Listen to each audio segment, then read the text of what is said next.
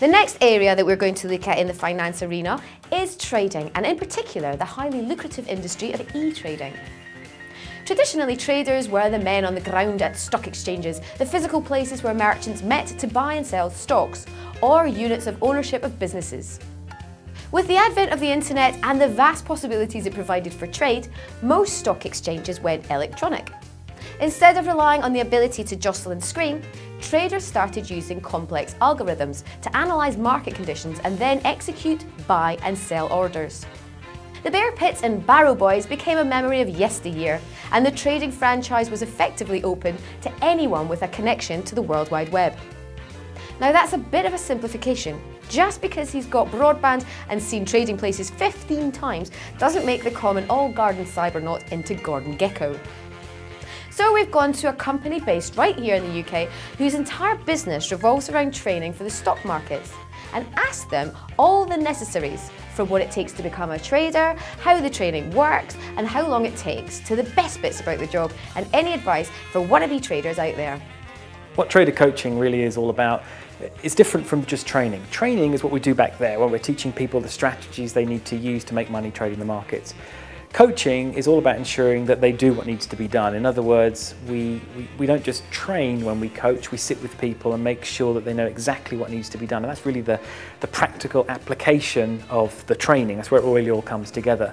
You know, I personally believe the reason that we have so many people actively trading and making money from attending our program is not just because they've attended the training program here, it's really because they've sat with one of our professional traders and they've placed trades live with that person. And that really builds confidence, it builds belief in people, it shows them that they can do it. Most of the reasons that people have been holding back and never have done this before is really because they've got no experience of doing it. They've never seen themselves make any money, and most people need to see that before they believe it. So when they visually see and viscerally see and experience money being made in the markets on their own personal trading account, boy, they believe it then.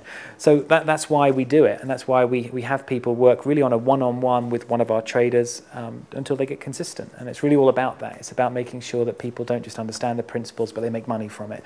So we ask everybody that attends the program, look, if you're coming on the program, you must put money into a trading account of your choice before you attend the program, and then we'll help you grow it afterwards. So that's really what coaching is about. It's really all about getting the people to do what needs to be done, as opposed to, you know, what feels good.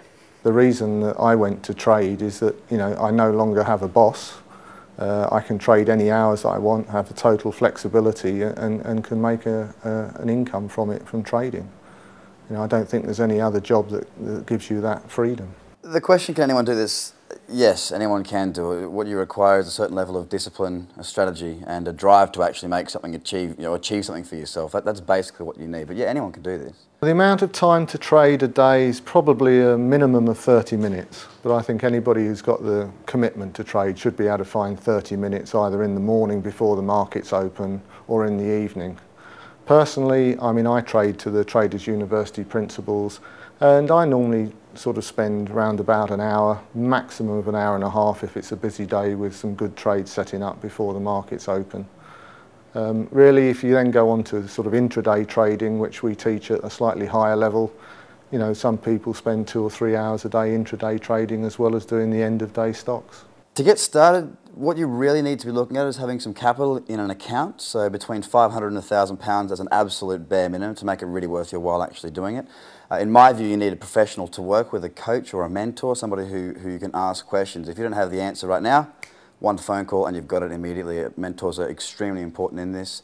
A strategy and a desire to actually do something, because it's not always easy, but you need to be strong and you need to keep pushing yourself towards a common goal that you have.